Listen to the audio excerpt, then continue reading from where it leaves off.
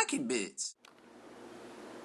Hey everybody, MBG here today with a look at the latest White Dwarf, issue number 7, dated March 15th, 2014.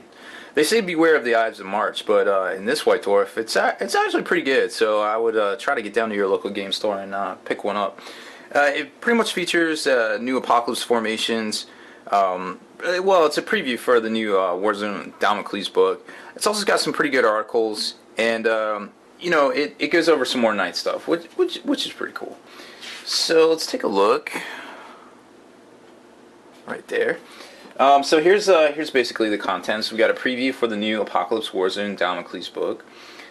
Some new Black Library releases. Nothing too crazy. Jeremy Vitak has another article in this issue, and then it kind of goes into a lot of things about the actual Damocles book, where they tie in the Knights and the upcoming book as well. Another Hall of Fame issue or article there.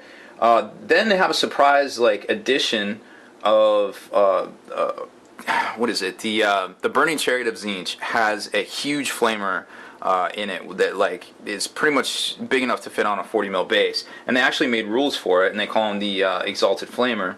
And then they get into another article on painting the Helbrute. This one isn't quite as good as last week's, but it's still pretty good. And then of course the paint splatter article as well. And then they get into the actual Apocalypse formation for the Imperial Knights. It's a preview for the Warzone Damocles. Then some notes and things like that, and that's pretty much it. It's a good issue, just because it's got 2 new rules in it. And if you play Apocalypse, you're definitely going to want the preview of the Knight formation for the book that's coming out next week, which is previewed right there. So let's get right to it. Well, I wanted to flip the page there and kind of show you a little about Damocles here. So this is the 3rd Warzone book in the Apocalypse series. The first being, I believe, was the Necron versus Ultramarines one. The second one was Pandorax, which if you bought the Apocalypse Collector's Edition, you got Pandorax in it. This would be the 3rd Damocles. So it's basically 250 years later, they go back in, Shadow Sun's trying to take over the Gulf region, and there's an Imperial armada, basically strike force, assembled to try to defend it. And it's pretty much just a big clash.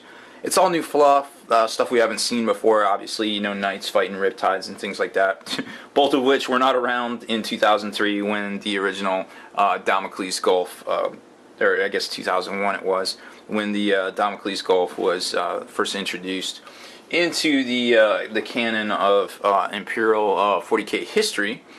Then there's a couple articles about the actual Knights, a couple of the authors going over their stuff and things like that, and how they fit into their particular army style, which was a neat read. But it's at this point we're 3 weeks in on the Knight, and there really isn't that much new stuff out there. It's like, hey, maybe we should get an FAQ to shore up some of these rules. I don't know, confusions, I guess. I guess they're not deficiencies. It's just we need some clarifications, so to speak.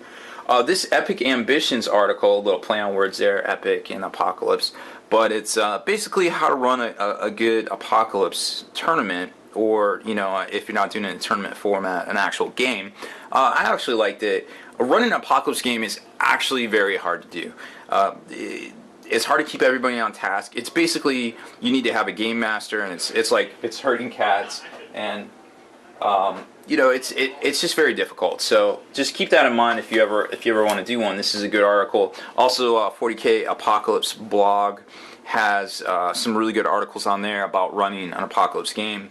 Loken is it's pretty much his thing, and I definitely recommend checking that out. Here's the Hall of Fame article. Gandalf the Grey from the original Lord of the Rings set. It's a good kit. I mean, it's a good model. I mean, I like it, but again, I guess it's about 15 years old, so it's about that time. Here is the Exalted Flamer Tzeentch rules for both Fantasy and 40K that I was talking about. Now, remember last time a Flamer got rules in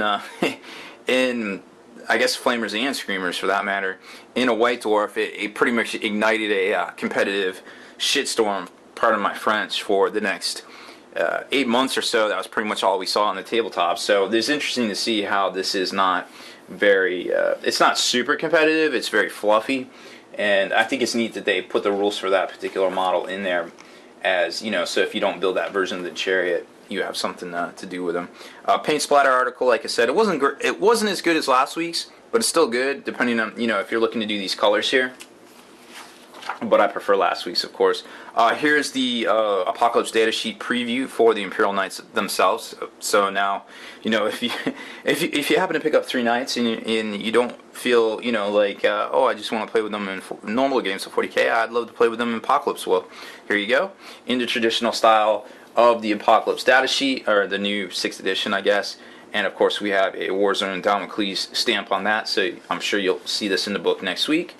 And just some fluff about the 3rd expansion itself as well. Like I said, pretty much new fluff as it's been invented since the last time there.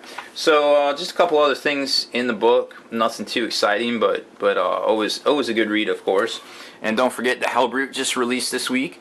So it's a pretty sweet multi-part kit, and if you're a follower or player of the Ruinous Powers, you're definitely going to want to pick this one up. So that's it for this one, guys. Pretty quick, and it's definitely worth picking up, but it's not one of those articles you must have if you're not playing Imperial or Chaos, I guess.